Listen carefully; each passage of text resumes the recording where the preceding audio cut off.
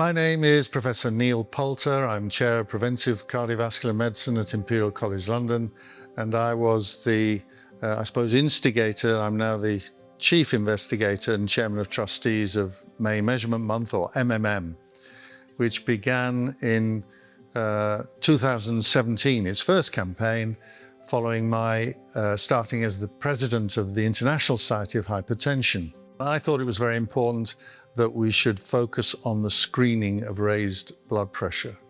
And so we took World Hypertension Day as a model. That's May 17th. That had been there for many years through the World Hypertension League.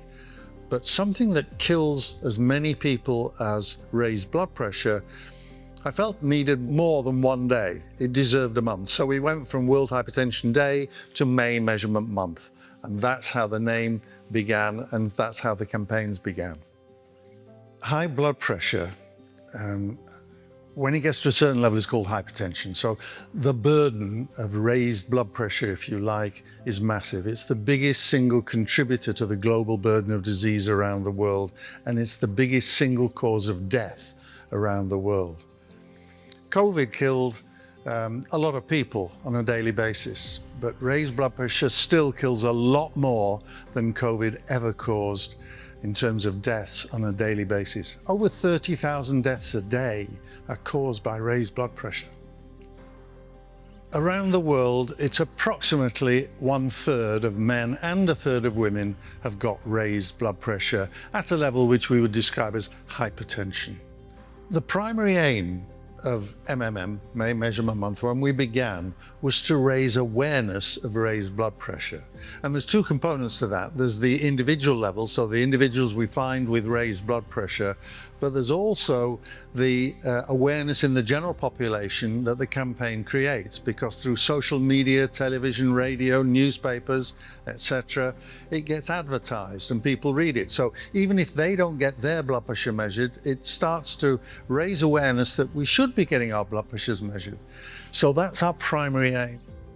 Trying to get MMM started was in the end relatively easy. We contacted all the hypertension societies around the world, all the cardiovascular societies, stroke societies, all the societies that were closely linked with high blood pressure, wrote to their presidents or chairman or whatever and said, would you be interested in getting involved with a global screening campaign in your country? And if so, would you be prepared to lead it?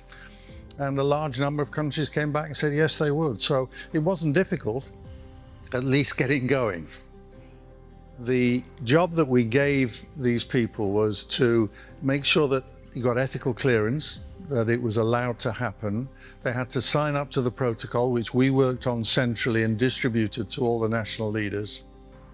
And then once that was agreed, they just had to identify places, people, first of all get volunteers who were prepared to measure the blood pressure, and then pop-up sites or other places that would agree to allow us to have a measurement site, whether it's in a hospital or a pharmacy or a railway station, supermarkets, wherever it may be. So that was their job, to set it up.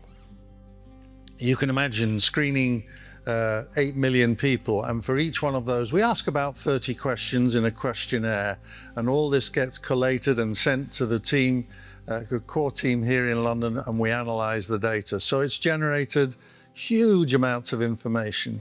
We've published about 250 publications around the world since 2017, which is pretty extraordinary, and so that gets disseminated amongst the medical profession. And so, once again, it raises awareness, not just at the general population and the patients, but also in the medical profession. The people who read these journals see the information, and it drives home the message that we are not controlling patients' blood pressure, that we are not treating people that we should be treating, etc.